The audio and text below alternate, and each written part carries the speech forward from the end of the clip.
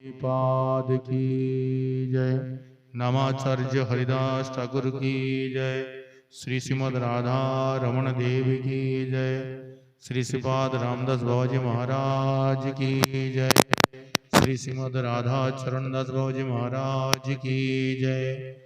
अपने अपने गुरु महाराज की जय। जय जय श्री राधे निताय गुरु हरि बोल। परम करुणामय अकारण करुणा वरुणालय भक्तवत्सल शरणागत वत्सल कलि पावन अवतार श्री श्रीमान नित्यानंद प्रभु श्रीमन महाप्रभुर अहेतुकी करुणाय राधा गोविंद देवेर महति कृपाय गौड़ीय संप्रदाय आचार्य वर्ज्य श्रील कृष्णदास कविराज गोस्वामी पादेर विरचित श्री श्री चैतन्य चरितामृत श्रीमान महाप्रभुर पावन चरित्र कथा श्रवणेर अवसर आमादेरके प्राप्त होच्छे। ये निश्चित रूपे भगवानेर अहेतुकी करुणा। श्रीमान महाप्रभु सनातन गोस्वामी पाद के काशीपुरे चंद्रशेखर आचार्य गृहे दिव्य साध्य एवं साधन तत्त्वेर दिव्य उपदेश प्रदान करछे। सेई साधन भक्ति जा 64 प्रकार अंग এই সাধন ভক্তির মহাপ্রভু বললেন বহুত বিস্তার, এর কোনো শেষ নাই। তথাপি কিছু মুখ্যত তিনি সেই সাধন ভক্তির কিছু অঙ্গ বললেন। 64 প্রকার অঙ্গের বর্ণন করলেন। তার মধ্যে আবার 5টি অঙ্গকে সকল সাধন শ্রেষ্ঠ বলে তিনি নিরূপণ করলেন। সাধু সঙ্গ, নাম কীর্তন, ভাগবত শ্রবণ, मथुरावास श्रीमूर्तिर श्रद्धाय सेवन। श्रद्धा विशेषत प्रीति ही श्रीमूर्तिर अग्नि सेवने। श्रीमद् भागवतार्थानाम आस्वाद रसिकै सह सो जाति आशये स्निग्धे साधु संग स्वत भरे नाम संकीर्तनम श्रीमन मथुरा मंडले स्थिति। रूप गोस्वामी पाद भक्तिर समता सिंधु ग्रंथे बोलें कि विशेष श्रद्धार सहित श्री विग्रहेर सेवा, चरण सेवा। श्रद्धा शब्दे गोस्वामी पाद बोलें ताके सेवा समय मूर्ति अथवा ताके धातु विग्रह पाषाण मूर्ति এই प्रकार भाव रेखे सेवा करिबेन ना, साक्षात भावे विशेष श्रद्धार सहित विग्रह सेवा करिबेन। रसिक भक्तगणेर संगे श्रीमद् भागवतेर जे आस्वादन करिबेन, श्रीमद् भागवत रसिक भक्तगण सहित सो जातिया सये स्निग्धे साधु संग सुत भरे। साधु संग करिबेन कोन साधु संग? निजे अपेक्षा श्रेष्ठ और निजेर अंतकरण विशिष्ट एमन साधु संग करिबेन। आपनार इष्टदेव श्री राधा कृष्ण और आपनी जार संग करछेन उनार इष्ट अन्य कोनो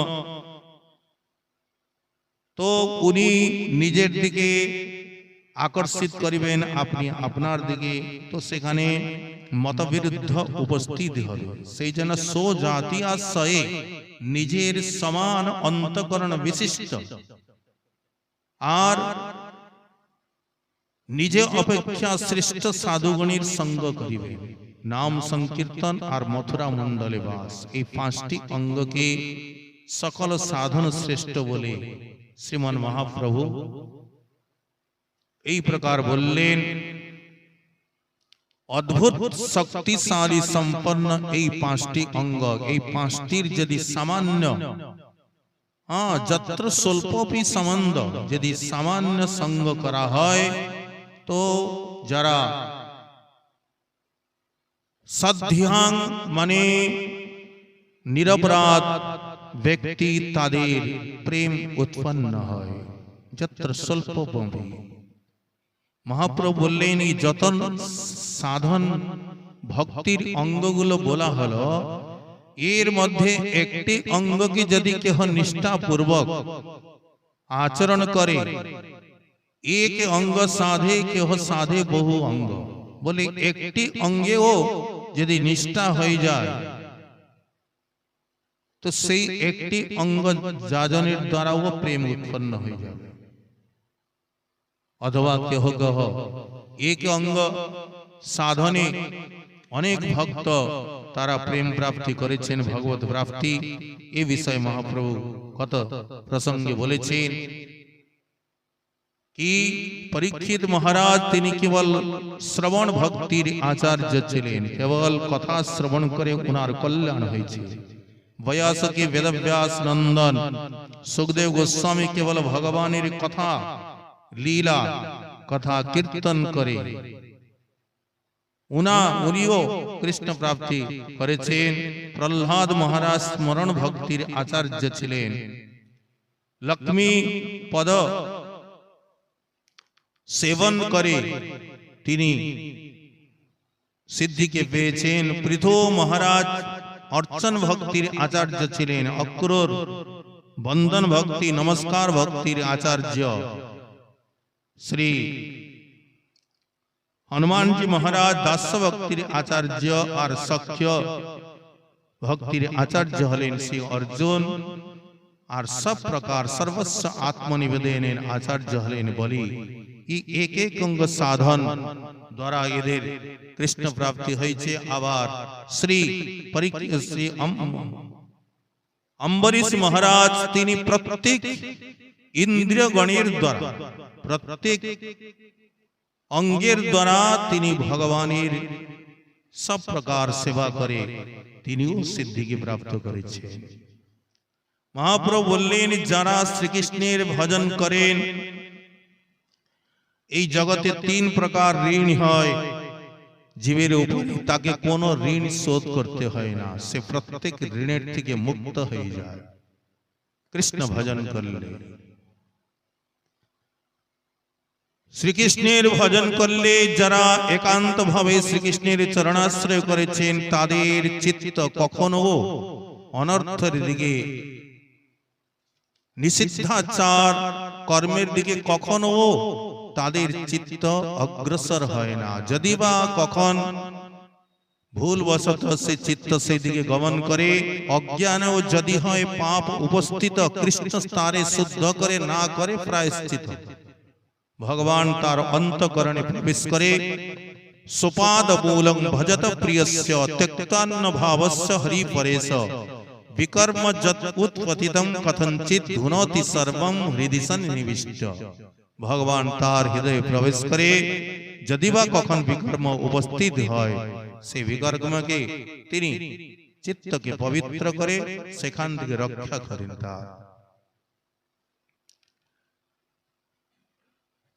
শ্রীমান মহাপ্রভু বললেন कि सनातन যারা ভগবানের ভক্ত কৃষ্ণ ভজন করছেন तस्मात् मद्भक्ति युक्तस्य योगिन वै मदात्मन न ज्ञानम न च वैराग्यम प्राय श्रेय भवेदिह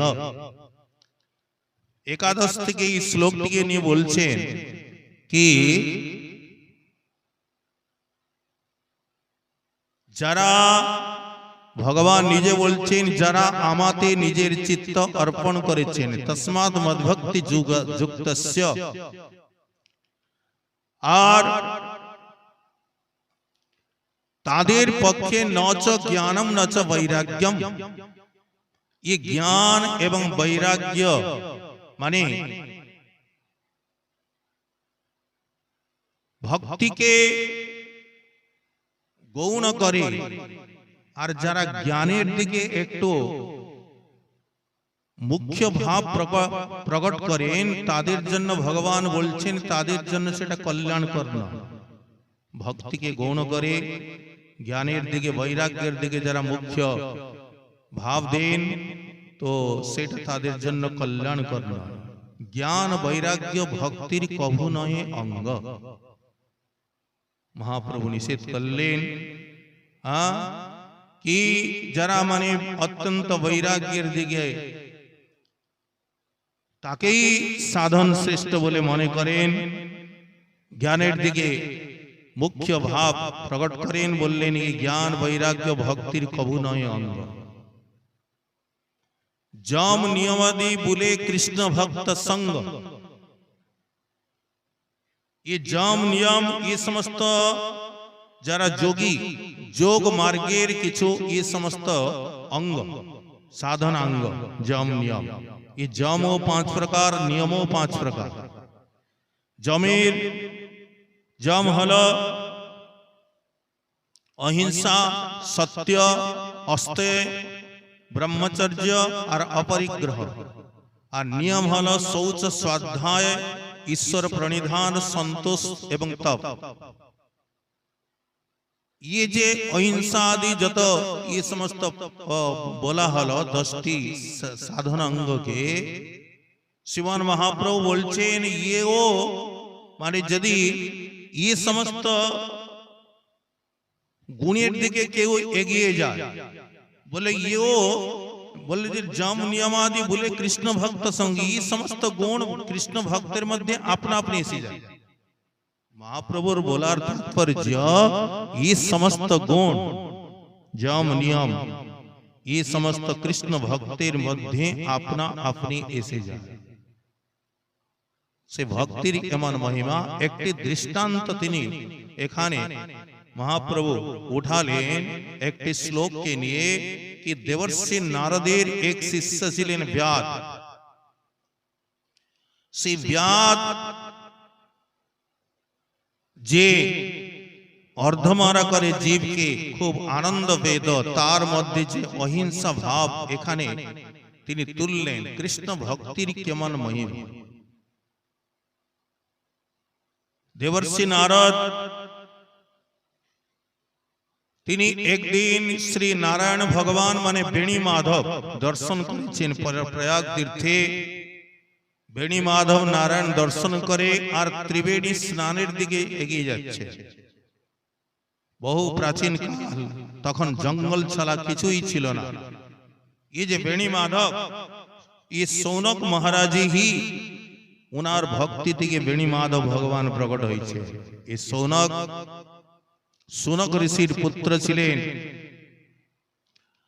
সুনক ঋষি পুত্রহীন ছিলেন, পুত্র প্রাপ্তির জন্য তিনি বহুত যজ্ঞ আদি করলেন, অনুষ্ঠান করলেন। পুত্র হলো সৌনক।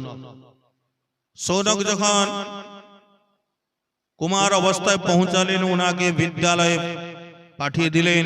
তিনি নানা প্রকার যত প্রকার সব বিদ্যা সমস্ত বিদ্যা তিনি গুরুকুলে অধ্যয়ন করলেন। অধ্যয়ন পশ্চাৎ কিশোর অবস্থায় গৃহে ফিরে এসেছেন। তো বিদ্যা অধ্যয়ন করে তিনি দেখলেন কৃষ্ণ ভজনই হি এই মানব দেহের সর্বশ্রেষ্ঠ প্রাপ্তি। তো তিনি গৃহে উদাসীন থাকতেন। ওনার পিতা একদিন জিজ্ঞাসা করে কি সৌনক তোমার কি কষ্ট, তুমি উদাসীন কেন? তখন উনি বললেন পিতাশ্রী আমি সমস্ত শাস্ত্র গ্রন্থ অধ্যয়ন করে এইটাই দেখলাম কৃষ্ণ ভজনে হি ये দেহের একমাত্র সার্থকতা, আমি ভগবানের ভজন করতে চাই। তো তাতে ওনার পিতা সৌনক ঋষি বহুত প্রসন্ন হলেন, বলে ये তো বহুত আনন্দের কথা, যাও তুমি গুরুপদ আশ্রয় করো। ভারদ্বাজ মুনির থেকে তিনি দীক্ষা গ্রহণ করলেন। দীক্ষা গ্রহণ করে আর সেখানে সাধনা করলেন। সাধনা করে উনি বেণী মাধবকে প্রকট করলেন। বেণী মাধব রূপে শ্রীমান নারায়ণ ভগবান ওনাকে দর্শন প্রদান করেন। তৎপশ্চাৎ তিনি একদিন গুরুদেবকে বলেন কি ये যে ত্রিবেণী ধাম, এখানে সবসময় ভক্তদের ভিড়, সেই জন্য আমি কোন একান্ত স্থানে ভজন করতে চাই। তখন ভারদ্বাজ মুনি বললেন সৌনক ঠিক আছে, খুব ভালো কথা, তখন তিনি ব্রহ্মাজির নিকটে যান সমস্ত ঋষিমুনি। তখন ব্রহ্মা একটি চক্রকে নিক্ষেপ করেন, সে হল নৈমিষারণ্য। তৎপশ্চাৎ সৌনক মুনি তিনি নৈমিষারণ্যে এসে সাধন করেন, যেখানে সূর্য মহারাজ নানা প্রকার পুরাণের কথা সেখানে শ্রবণ করিয়েছে। তো এখানে দেবর্ষি নারদ সেই বেণীমাধব নারায়ণ দর্শন করে ত্রিবেণী স্নানের দিকে যখন এগিয়ে যাচ্ছেন জঙ্গল পথে, তো তিনি কিছু দূর গিয়ে দেখছেন সেখানে একটি মৃগ ছটফট করছে, বাণের দ্বারা বিদ্ধ, পা ভেঙে গেছে, মৃত্যুর জন্য ছটফট করছে। তাকে দেখে নারদজিকে বড় দুঃখ কষ্ট অনুভব হলো তার যন্ত্রণাকে দেখে। আবার যখন একটু এগিয়ে গেলেন, দেখছেন সেই প্রকার আর একটি শুকর, বন্য শুকর, সেও বাণবিদ্ধ অবস্থায় পড়ে আছে, সেও মৃত্যুর জন্য ছটফট করছে। আর একটু দেখি এগিয়ে গিয়ে দেখেন একটি শশক, সেও সেই প্রকার মৃত্যু যন্ত্রণায় ছটফট করছে। দেখে নারদের মন ব্যাকুল হয়ে উঠল। দেবর্ষি নারদ বলেন, কি এই প্রকার জীবদেরকে কষ্ট প্রদান করেছে? আগে গিয়ে দেখছেন এক ব্যাধ ভয়ঙ্কর রূপ তার, সেই ধনুষে সরসন্ধান করে বৃক্ষের আড়ালে আর মৃগের জন্য, আর সে সরসন্ধান করে সেখানে লুকিয়ে আছে। তো দেবর্ষি নারদ তাকে দেখে, যে রাস্তা ছিল রাস্তাকে ছেড়ে দিয়ে তার দিকে এগিয়ে গেলেন। আর যেই নারদ সেখানে গেলেন, সেই হরিণগুলো ছিল, হরিণগুলো দৌড়িয়ে পালিয়ে গেল। সে ব্যাধ ক্রোধিত হয়ে গেল কি, মহাত্মা আপনি রাস্তা ছেড়ে এখানে কেন আসলেন? আপনার জন্য এই মৃগগুলো দৌড়িয়ে পালিয়ে গেল, আমার শিকার ব্যর্থ হলো। তো নারদকে গালি দিতে চায় ব্যাধ, কিন্তু দেবর্ষি নারদের প্রভাবে মুখে গালি আসছে না। নারদ, দেবর্ষি নারদ ক্রুদ্ধ হইয়া ব্যাধ তারে গালি দিতে চায়, নারদ প্রভাবে মুখে গালি না বাহিরা। নারদকে জিজ্ঞাসা করে, গোসাই প্রমাণপত্র ছাড়ি কেন আইলা? তোমা দেখি মোর লক্ষ্য মৃগ পলাইলা, তুমি প্রমাণপত্র মানে মুখ্য রাস্তাকে ছেড়ে দিয়ে দিয়ে কেন আসলে? তোমার জন্যই আমার মৃগগুলো পালিয়ে গেল।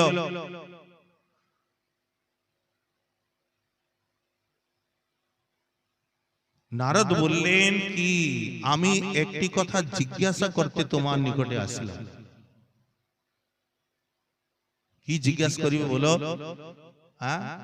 আমি যে এতগুলো সব রাস্তায় দেখিয়ে আসলাম, একটি মৃগ ছটফট করছে, একটি শুকর, একটি শশক মৃত্যু যন্ত্রণায় ছটফট করছে, এগুলো কি তুমি মেরেছো? বলে, বিলকুল আমি মেরেছি, আমারই এসব শিকার। তো দেবর্ষি নারদ বললেন, তুমি তাদেরকে পুরো জীবনে নামের অর্ধমারা কেন করেছো? তুমি তাদেরকে পুরো প্রাণান্ত করে মেরে দিতে পারতে, আধা মারা কেন করেছো? তারা ছটফট করছে। তখন সে ব্যাধ বলছে, দেখো আমার নাম হলো মৃগারি, আর আমি আমার পিতাই এই কর্মের শিক্ষা আমাকে দিয়েছে। অর্ধমারা জীব যখন সে ছটফট করে, আমাকে বড় আনন্দ লাগে, খুব ভালো লাগে, তাই আমি এই জন্য এই প্রকার তাকে আধা মারা করে আর ছেড়ে দিই। দেবর্ষি নারদ বললেন, ব্যাধ তোমার কাছে একটু বস্তু চাইব, দিবে? বলে, হ্যাঁ হ্যাঁ অবশ্য দেব। কি চাই তোমার? মৃগচর্ম চাই অথবা ব্যাঘ্র চর্ম চাই, কি চাই বলো? ব্যাধ কহে, মৃগাদি লহ যেই তোমার মনে, মৃগছাল চাহ যদি আইস মোর ঘরে, যেই চাহ তাহা দিব মৃগ ব্যাঘ্রাম্বরে, মৃগ চর্ম ব্যাঘ্র চর্ম যা চাই তাই তোমাকে দিব, চলো তোমার ঘরে চলো। নারদ বললেন না না না, আমার এসব কিছু চাই না, তুমি আরেকটি বস্তু আমাকে দাও। বলে কি দিব বলো? বলে কাল থেকে যখন এই পশুগুলোকে তুমি মারবে পুরো প্রাণান্ত করে মেরে দিবে, অর্ধমারা করবে।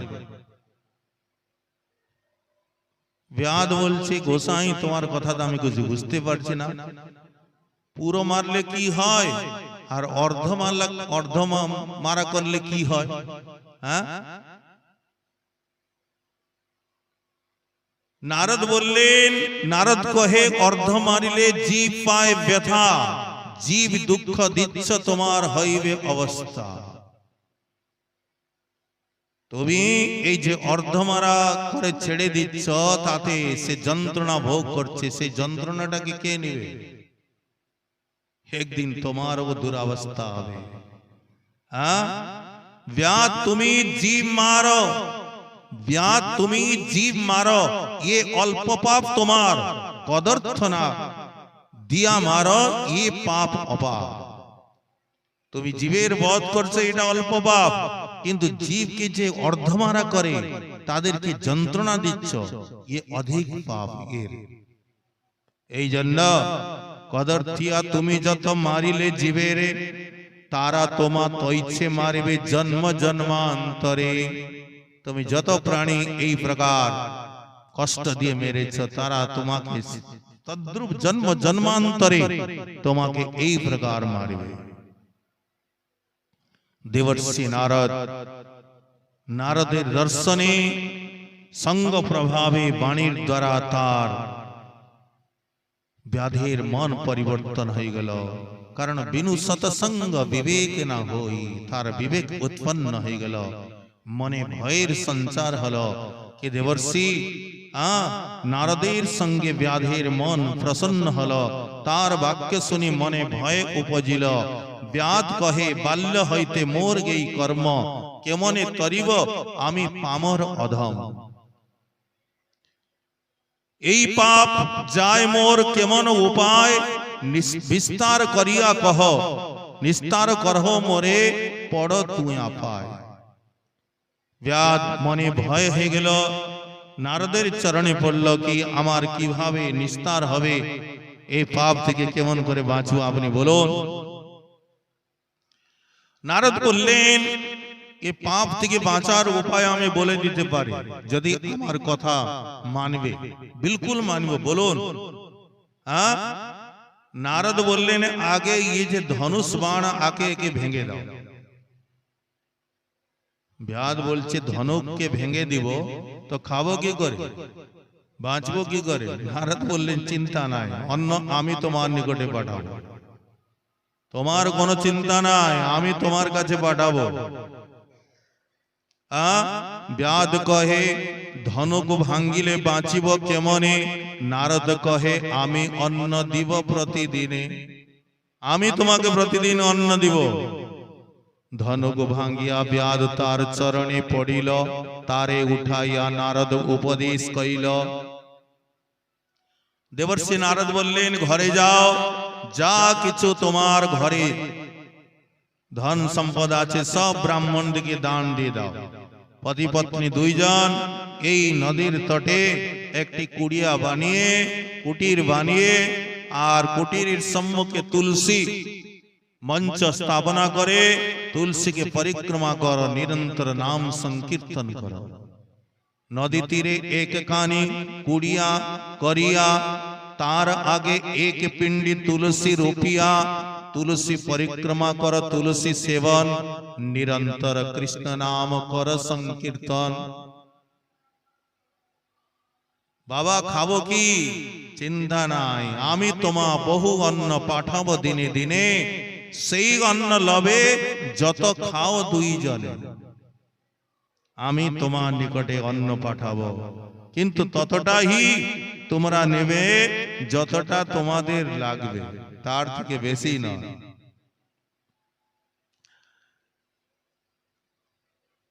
দেবর্ষি নারদ সেখানে যে পশুগুলো অর্ধমারা অবস্থায় পড়েছিলেন তাদের প্রতি করুণা দৃষ্টি করলেন। নারদের স্পর্শে তারা সুস্থ হয়ে গেল আর দৌড়িয়ে পালিয়ে গেল। দেখে ব্যাস চমৎকার, তাকে লাগলো কি সেই জীবগুলো যখন সুস্থ হয়ে দৌড়িয়ে পালিয়ে গেল, ব্যাস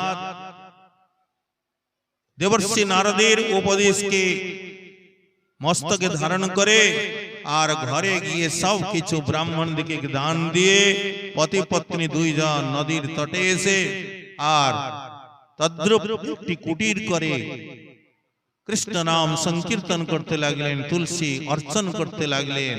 এদিকে পুরো গ্রামে প্রচার হয়ে গেল কি ব্যাদ বৈষ্ণব হয়ে গেল। নারদের উপদেশ সকল করিল, গ্রামে ধনী হইল, ব্যাদ বৈষ্ণব হইল। কে ব্যাদ? গ্রামের লোক সব অন্ন আনিতে লাগিল, অন্ন আনিত সবে তার আগেতে ধরিল।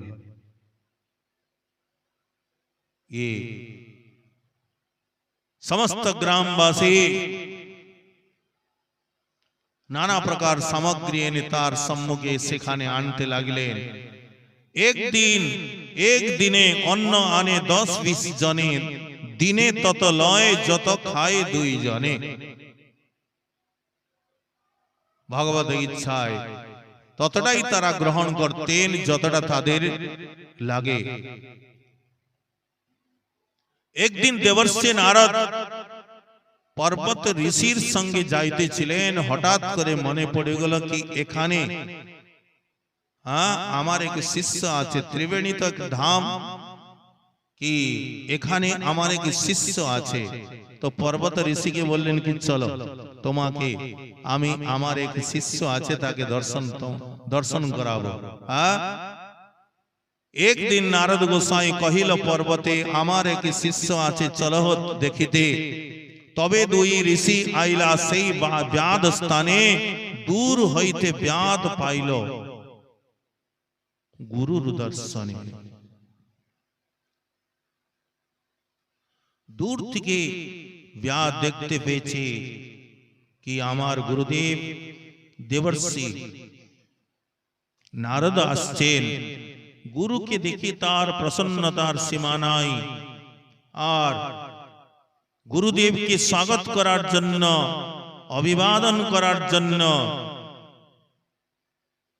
প্রণাম করার জন্য ব্যাদ দৌড়াচ্ছে। কিন্তু এখানে যে মহাপ্রভু বললেন যম নিয়মাদি বলে কৃষ্ণ ভক্ত সঙ্গ, এই যে যম নিয়ম অহিংসা আদি এই সমস্ত যত গুণগুলো সেই কৃষ্ণ ভক্তির মধ্যে আপনা আপনি এসে যায়।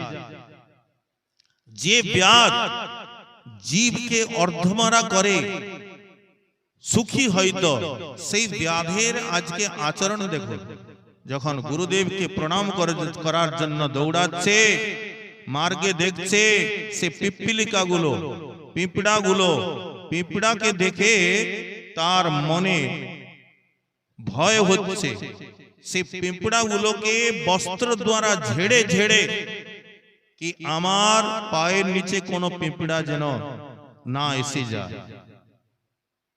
এমন তার মধ্যে সে অহিংসা গুণ এসেছে।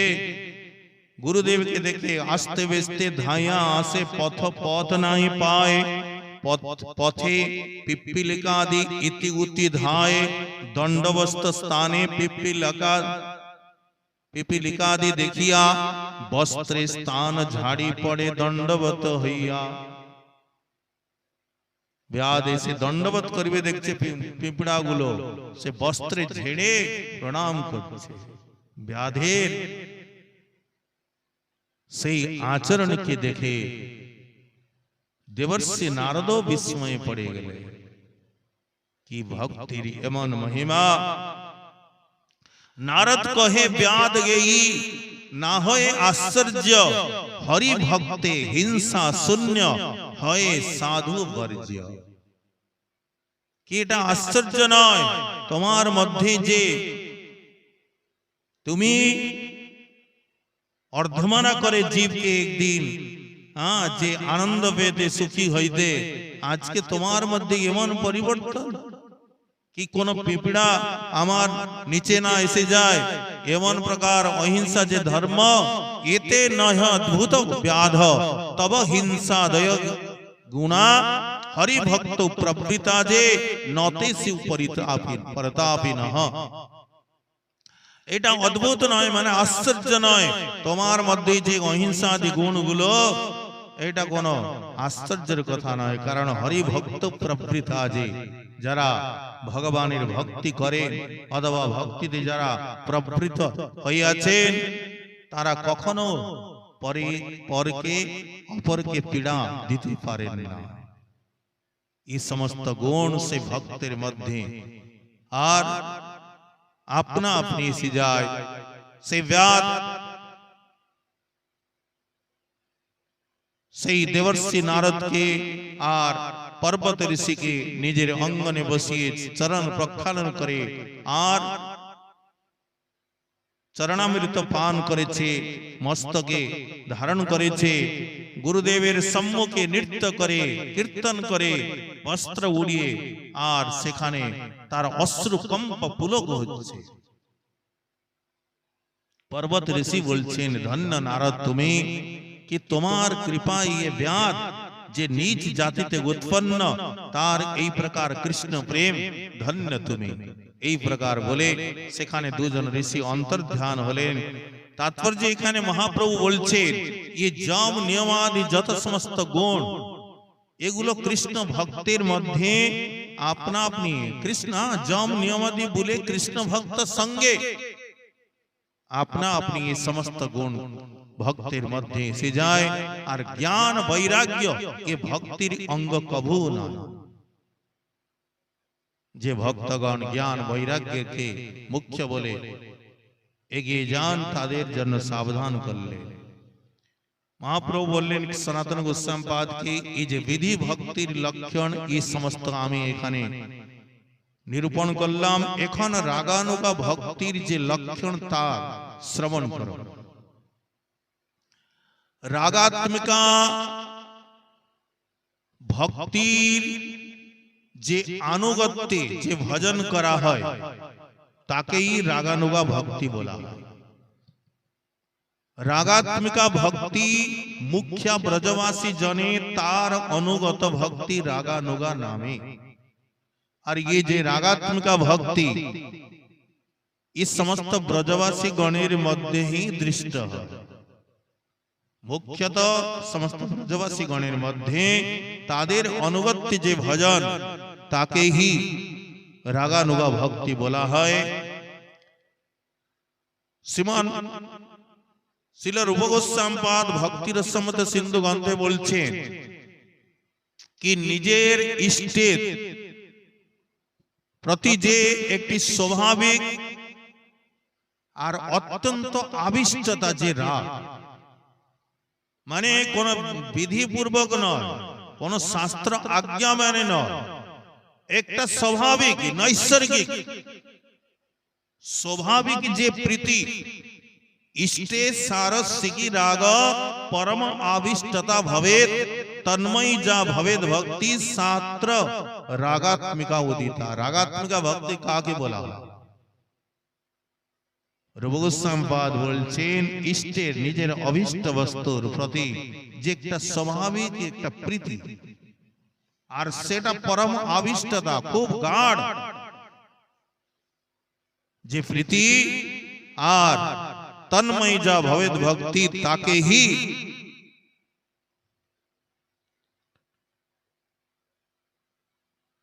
সেই রাগময়ী যে ভক্তি, তাকে হি রাগাত্মিকা ভক্তি বলা হয়। আর রাগাত্মিকা ভক্তি अनुगत्य तादेर अनुगत्य जे भजन करा है ताकेई रागानुगा। इष्टे गाढ़ तृष्णा राग स्वरूप लक्षण, इष्टे आविष्टता এই तटस्थ लक्षण। इष्टेर प्रति जे एकटी गाढ़ तृष्णा, जे एकटी अनुराग আর আবিষ্টতা, এইটাই রাগাত্মিকা। রাগময়ী ভক্তির হয় রাগাত্মিকা নাম। তাহা শুনি লুব্ধ হয় কোন ভাগ্যবান। মহাপ্রভু বললেন কোন ভাগ্যবান জীবই সেই ভক্তির কথা শ্রবণ করে আর সেই ভক্তির প্রতি তার চিত্তে শ্রদ্ধা উদয় হয়। আর লোভে ব্রজবাসী ভাবে করে অনুগতি, শাস্ত্র যুক্তি নাহি মানে রাগানুগার প্রকৃতি। লোভে ব্রজবাসী ভাবে, সেই ব্রজবাসীগণের যে ভাব, একটি প্রথম কথা শ্রীমন মহাপ্রভু বললেন লোভে, সেই ব্রজবাসীগণের আনুগত্যে, যে কৃষ্ণের সেবা করতে করে তাকেই শাস্ত্র যুক্তি নাই মানে, সেখানে শাস্ত্র যুক্তির প্রতীক্ষা থাকে না।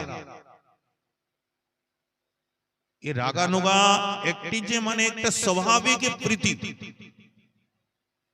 এখানে ये বৈদিক ভক্তি নয় कि শাস্ত্র আজ্ঞা মানে। রাজস্থানে एक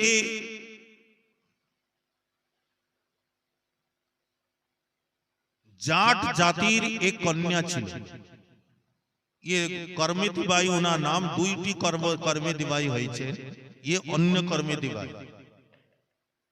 ये बिल्कुल মানে अनपढ़, যাকে অজ্ঞানী মূর্খ বলা হয়, এই প্রকারে কন্যা ছিল। বিবাহ হয়েছে, তার বংশে কেহই ছিল না। বিবাহ হয়েছিল, তার স্বামীও মারা গেল, কোন সন্তানও নাই। কি জিনিস, একটি ছোট কুটির আর একটা ছাগল কি একটা মহিষী ছিল, তার দ্বারা কোন প্রকারে সেই মহিষটার গোবর টোবর কান্ডা ভান্ডা বানিয়ে নিজের জীবিকা নির্বাহ করত। একদিন নদীতে স্নান করছে, তো স্নান করার সময় তার পায়ে কিছু লাগলো। তো যখন উঠিয়েছে, কোন ভগ্ন মূর্তি ছিল, কোন কৃষ্ণের ভগ্ন মূর্তি ছিল, হাত আর তার যে হস্তচরণ ভেঙে গেছে, সে মূর্তিকে নদীতে বিসর্জন করে দিয়েছে। আর সে কোন প্রকার তারপরে বালুর মধ্যে সে ভাসতে ভাসতে তাতে আরো ক্ষয় হয়ে গেছে, নাক পাক কিছুই ছিল না। আর ঘিসতে ঘিসতে এসে তার পায়ে লেগেছে। সে দেখছে এটা কি, বলে যেই উঠিয়েছে দেখছে হাত নাই, পা নাই, নাক নাই, বিলকুল সেই জগন্নাথ ভগবানের যেমন স্বরূপ, সেই প্রকার তার স্বরূপ। সে মনে করেছে, অনপড় তো ছিলই, অজ্ঞানী মহিলা, সে ভাবছে কি জগন্নাথ ভগবান, কেউ তো আমার নাই, কি জগন্নাথ কৃপা করে এসেছে, তাকে ঘরে নিয়ে এসেছে। একটি সময় ব্যতীত হবে, তো একটা স্বাভাবিক একটা যেমন বালকের প্রতি প্রীতি হয়, সেই প্রকার একটা মনের ভাব, বাকি কিছুই না, না কোনো সদাচার কিছুই না, না কিছু জানে সে ভক্তি বিষয় কিছুই জানে না, সেবা পূজা কিছুই জানে না। তো সে ভেবেছে জানি না কতদিন থেকে খেয়েছে কি নাই, তো কিছু বানিয়েছে তাদের যেমন সব মানে তারা যা খায়, সেই মানে ঘোল দই দিয়ে, ছাঁচ দিয়ে, আলু, মাঠা আলু তাকে বলে, কিছু বানিয়ে ঠাকুরকে ভোগ দিয়েছে। ভোগ দিয়েছে, সে ভাবছে সত্যি ঠাকুর খায়, তার এই প্রকার একটা ধারণা ছিল। কি দেখছি 2 মিনিট গেল, 10 মিনিট গেল, 15 মিনিট গেল, ঠাকুর তো কিছু খাচ্ছে না, যেমন কি তেমন। তো মনে মনে ভাবছে কি খাচ্ছে না কেন, কি ভালো হয়নি? ও মন্দিরে তো পর্দা দে, এখানে তো পর্দা দেওয়া হয় নাই, তো ওই জন্য তো খাচ্ছে না। পর্দা কি দিবে, পর্দা তো নাই ওর কাছে। তখন যে পরে যে একটা লেহেঙ্গা টেঙ্গা পরেছিল, ওইটাকে একটু ফেলিয়ে রেখে দিল, বলে এবার পর্দা দিয়ে দিচ্ছি, এবার খা। তাও খাচ্ছে না, চিন্তা করতে পারছে না, খাচ্ছে না কেন।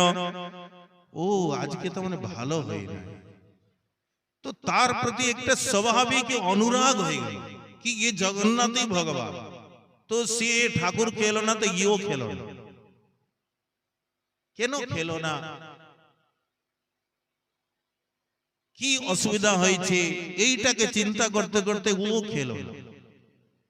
পুরো রাত্রি ব্যতীত হলো, দিন চলে গেল, রাত্রি গেল। পরের দিন আবার একটু ভালো করে রান্না করেছে, আর কিছু বানিয়েছে, বানিয়ে আবার ভোগ দিয়েছে।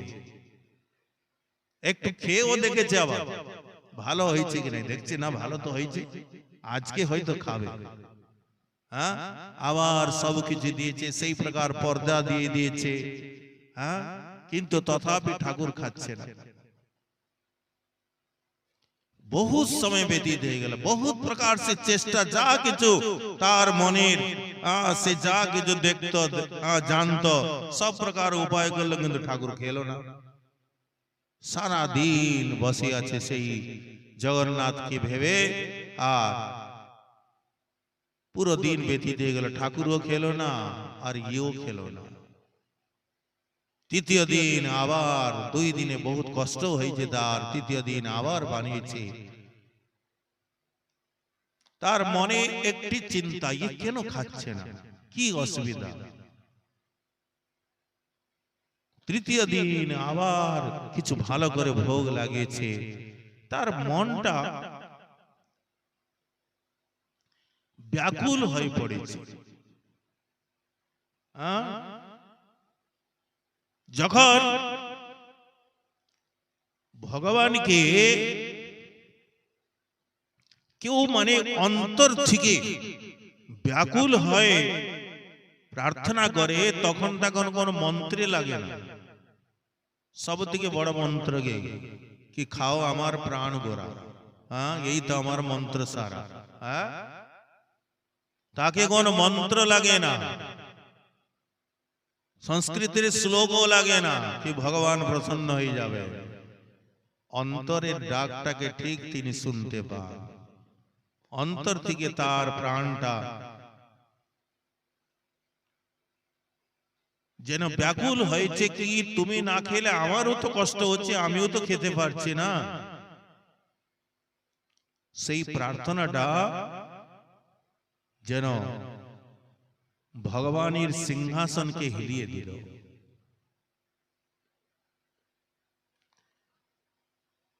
ভগবান আর থাকতেই পারলেন, তার ভাবটাকে দেখে সেদিন খিচুড়ি বানিয়েছিল, খিচুড়িটাকে জগন্নাথ পেলেন। আর তার যে একটা মানে স্বাভাবিক একটা আবিষ্টতা, মনের আবিষ্টতাকে দেখে সে নিত্য এই প্রকার ঠাকুরকে ভোগ দিত আর ভগবান খেতেন। এই প্রকারও শোনা যায় কি সে ভবিষ্যতে পুরী ধামে এসেছে, পুরীতে সে মন্দিরে আছে কর্মেতে ভাই, আর সেখানে সেই মূর্তিকে নিয়ে এসে সেখানে, আর প্রাচীন কাল তখন তো কিছুই ছিল না, জঙ্গল, কোন প্রকার সেখানে কুটির বানিয়ে আর সে সেইখানে তার সেবা করত প্রাতকাল ভোরবেলা। মনে তার একটা স্বাভাবিক, না মন্ত্র না তন্ত্র না কোন সদাচার, কিছুই নাই, কিছুই নাই, একটা স্বাভাবিক প্রীতি, নৈসর্গিক প্রীতি। ভোরবেলা উঠেই তার প্রাণটা যেন কি করত, আরে এই জগন্নাথ মন্দিরে পান্ডাগুলো কখন ভোগ লাগায়, চান করায়, অমুক করায়, ঢমুক করায়, পঞ্চামৃত দে, আরে এতক্ষণ ভোগ ভোগ ভোগ ভোগ, খিদা লাগে না? তো প্রাতকাল উঠে সে মনে মনে ভাবতো, সে জগন্নাথের পান্ডাগুলো কখন ভোগ লাগাবে, আমার জগন্নাথের তো খিদা লাগে। আর সেই ভাবে সে ভোরবেলা উঠেই মানে না কোন স্নান করা, কিছুই নাই, আগে খিচুড়ি চাপিয়ে দিত, খিচুড়ি চাপিয়ে দিয়ে আর দাঁতুন করতো, এদিকে দাঁতুন করছে আর দাঁতুন কাঠি দিয়ে খিচুড়িটাকে ঘুরিয়ে দিত। বালক বৎ সেবা, আর জগন্নাথ সেইটাও খেয়ে নিতেন। মানে কোন বেদে শাস্ত্রে ভক্তির কথা পাবেন না, কোথাও পাবেন না। এক পান্ডা, এক পান্ডা দেখেছে আর পান্ডাদের তো ভাষা ওই রকম, বল গালি দিয়ে বলছে আরে তোর নরক গমন হবে। হ্যাঁ, ভগবানের সেবা দাঁতুন কাঠি দিয়ে খিচুড়িটাকে নাড়াচ্ছিস? হ্যাঁ, কিছু জানিস সেবা পূজা বিষয়ে? তাকে বহুত ফটকার দিয়ে বলে এইভাবে চান টান করে, আর তুই করছিস তোর ভাবে ঠিক আছে, এখানে কোন মন্দির নয়, কিছু নাই, তোর ভাবে তুই করছিস ঠিক আছে, কিন্তু আরেকটু স্নান পবিত্র হয়। সে ভয় পেয়ে গেছে, আর সাধারণ অবলা তো ছিল, তারপর দিন চান করেছে।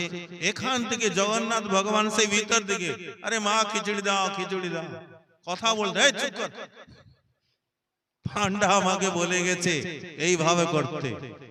হ্যাঁ, সে চান টান করে খিচুড়ি বানাতে বানিয়ে দিতে দিতে 8টা বেজে গেছে। আর জগন্নাথ ভগবান তার যে একটা স্বাভাবিক অনুরাগ, ভগবানকে খিদা লাগে, ষড়ৈশ্বর্যপূর্ণ ভগবান, তিনি আনন্দ স্বরূপ, তিনি রসস্বরূপ, তিনি পূর্ণকাম আপ্তকাম। কিন্তু সেই ভক্তির দ্রব্যের প্রতি, ভক্তির যে প্রেম বস্তু, তার প্রতি ভগবানের সনাতন গোস্বামীর নিকটে তিনি একটু লুণ চাইতেছেন। আরে সনাতন একটু লুণ তো দাও, ভগবান লুণ খেতে পান না, ষড়ৈশ্বর্যপূর্ণ ভগবান একটু লুণ চাইতেছে। ये सब भक्ति, ये सब भाव, ये ना कोनो शास्त्र, ना कोनो पुराण, ना कोनो ग्रंथ, ये सब किछु एर कोनो शास्त्र साधुदेर पिछने पिछने दौड़ाए, विद्वान शास्त्रेर पिछने दौड़ाए, और शास्त्र साधुर पिछने दौड़ाए। कि इधर की भाव, সেই ভাবটাকে তারা নিজের মধ্যে লিখে নেবে। তো জগন্নাথ বারবার চাইতেছেন খিচুড়ি দাও, খিচুড়ি দাও। তো যখন ভোগ লাগিয়েছে, 8টা বেজে গেছে, একটু দেরি হয়েছে, রেগে বলছে তুমি এত দেরি করলে কেন?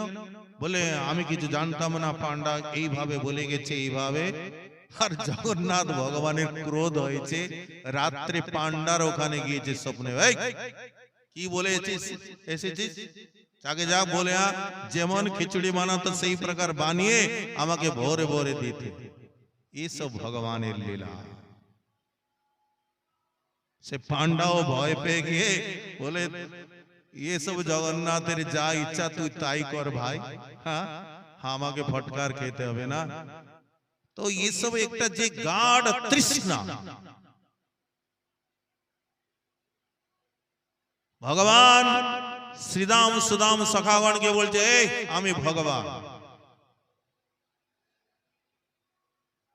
তোর বিশ্বাস হচ্ছে না?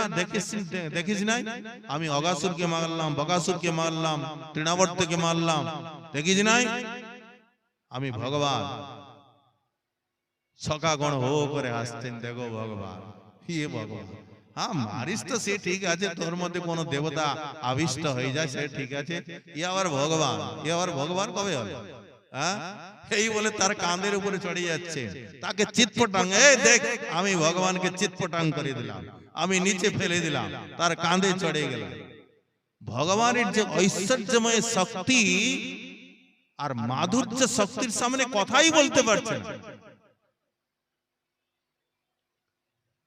অন্ততগত ভগবান বলছেন দেখ আমি ভগবান বলে তোদের প্রমাণ করে দিব। বলে কিভাবে? বলে তোরা যা চাইবে আমি তাই দেব, এক্ষুনি মাগ, আমি ভগবান। ঐশ্বর্য শক্তি নিজের ঐশ্বর্য দেখাতে চায় মাধুর্যের সম্মুখে। তখন সখাগণ বলছেন দিবে, বিলকুল দেব, কি চাই বলো। বলে তুমি যে এই কণ্টক বনে তুমি গরুদের পিছনে পিছনে দৌড়াও না, আমাদের খুব কষ্ট হয়, আজ থেকে তুমি কখনো যাবে না, আমরাই গরুগুলোকে ফিরিয়ে নিয়ে তাদেরকে ফিরিয়ে নিয়ে আসবো, তোমাকে এই কণ্টক বনে দৌড়াতে হবে না, এই বরদানটা দাও। ভগবানের ঐশ্বর্য শক্তি চুপ, তাদের যে প্রেম, তাদের যে একটা স্বাভাবিক প্রীতি, সেই প্রীতির কে দেখে ভগবানও, ভগবানের ভগবত্তা শক্তিও চুপ হয়ে যায়। প্রিয়া যদি মান করে করে ভর্ষণ, বেদ স্তুতি হইতে তাহা হরে মোর মন। এইটা এই যে রাগাত্মিকা ভক্তি, একটা ইষ্টের প্রতি যে গাঢ় তৃষ্ণা, স্বাভাবিক যে নৈসর্গিক মতি, একেই রাগাত্মা ভক্তি বলা হয়। প্রভু গোস্বামীপাদ বলছেন তার অনুগত্যে যে ভজন করা হয় তাকেই রাগানুগা ভক্তি বলা হয়। এই সম্বন্ধে মহাপ্রভু যা কিছু বলবেন আমরা আগামী সত্রে শ্রবণ করিব উনার কৃপা হলে। বল ভক্তবৎসল ভগবান কি, सपाट सदगौरांग महाप्रभु की, श्री शिव नित्यानंद प्रभु की, जगन्नाथ भगवान की, नृसिंह भगवान की, श्री श्री चैतन्य चरितामृत की, कविराज गोस्वामी पाद की, श्रीमद राधा रमण देव की, श्रीपाद बाबाजी महाराज की, श्रीमद राधा चरणदास बाबाजी महाराज की, श्री गुरु महाराज की। जय जय श्री राधे निताई गौर हरि।